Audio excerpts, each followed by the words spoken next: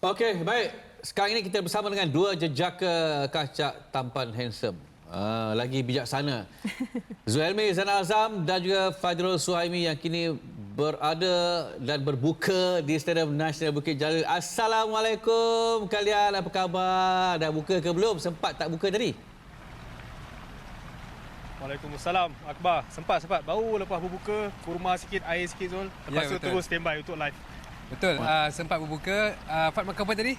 Kurma sikit dengan air. Oh, air saya tadi. Betul, air awal tadi. Share. Tu, kita kali ni santai di Stadium Nasional Bukit Jalil. Okey, nampak di perkarangan stadium pun sudah ada ramai yang berada. Mungkin tak penuh lagi, tapi ada yang mungkin ambil kesempatan berbuka untuk menantikan game malam ni, Zul. Betul.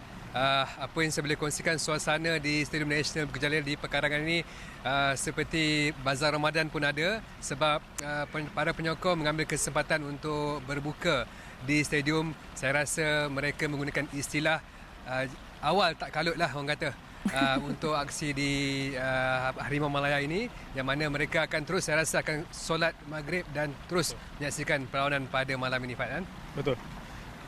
Okey, kalau ada latest perkembangan lah mengenai skuad Harimau Malaya, Zul ataupun Fat boleh kongsikan, ada cerita terbaru, injury ke, itu yang kita tak nak lah, ataupun ada perkara lain mengenai pasukan kebangsaan kita?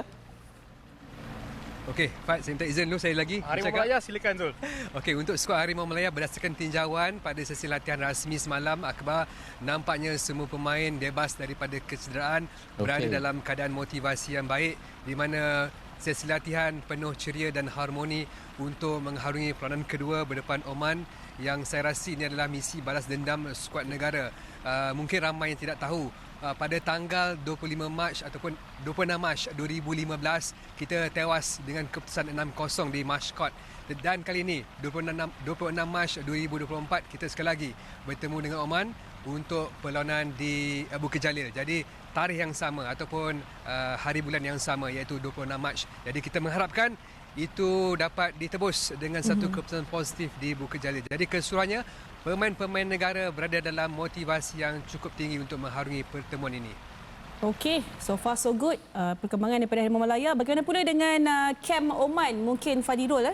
Fadhirul dikabarkan ikuti rapat Kem Oman yang berada di Malaysia. Jadi mungkin Fad boleh kongsikan sedikit perkembangan terkini? Baik Su dan juga penonton di arena, untuk makluman, sesi terakhir, latihan terakhir semalam skuad Oman di Stadium MBPJ, saya kira agak pening kepala sedikit buat pengendali Oman, Jaroslav Silhavis, apabila pemain tonggak mereka yang menggunakan jersey nombor 7, Aisam Al-Sabi, menerusi pemerhatian saya semalam, pemain ini hanya menjalani sesi latihan ringan bersendirian tanpa mengikuti latihan penuh bersama rakan sepasukan. Dan kalau mengikutkan pada pemerhatian saya juga, bahawa berkemungkinan besar Aisam terpaksa direhatkan untuk aksi bertemu Harimau Malaya pada malam ini. Selebihnya pemain mereka berada dalam keadaan baik, tiada kecederaan serius, dan dari segi pemerhatian saya juga, motivasi cukup baik, dan saya yakin dan pasti mereka hadir ke Bukit Jalil ini dalam keadaan yang cukup baik, manakala mereka menang ke tempoh hari ke atas Harimau Malaya. Namun harus diingat, inilah overconfident, inilah yang selalunya akan menjadi senjata ataupun pembunuh kepada pasukan itu sendiri. Apa betul, yang Fad cakap berkenaan dengan Aisam, sebenarnya ini adalah berita ataupun kabar buruk, ya. Sebab Aisam merupakan tonggak utama di bahagian serangan. Saya mengikuti pasukan ini bukan saja di Oman, di Piala Asia juga Aisam sering diturunkan sebagai trio di bahagian serangan bersama Muhsin Al-Ghassani dan juga Salah Al-Yahya. Jadi tiga gandingan ini merupakan trio yang kita boleh sangat-sangat bahaya. Sangat-sangat bahaya. Kalau di Malaysia adalah Darren Lock, Faizal Halim dan Arif Aiman.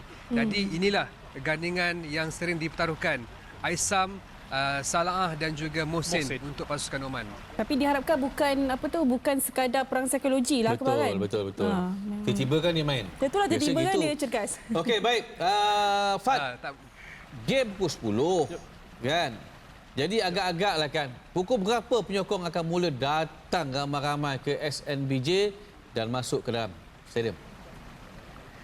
Okey, Akbar, macam Zul cakap tadi sebenarnya dah ramai ni dekat perkarangan Stadium Nasional Bukit Jalil ni, dan rata-ratanya Akbar dan juga Su yang ada ketika ini adalah yang datang jauh luar daripada Lembah Kelang. Wow. Dan mereka ni hadir sejak bertolak dari awal pagi sampai ke Kuala Lumpur, sampai ke Bukit Jalil, Sudah. buka puasa ramai-ramai kat Dari sini. Perlis So mana? saya menjangkakan kalau ikutkan, betul Akbar, kalau ikutkan jumlah tiket Zul, saya tak pelik kalau berkemungkinan besar 30K boleh capai pada Saya malam ini. membesarkan 30,000 untuk jumlah kehadiran penyokong yang mana ada datang daripada Johor, macam Akbar kata, Perlis, Kedah, Perak, Betul.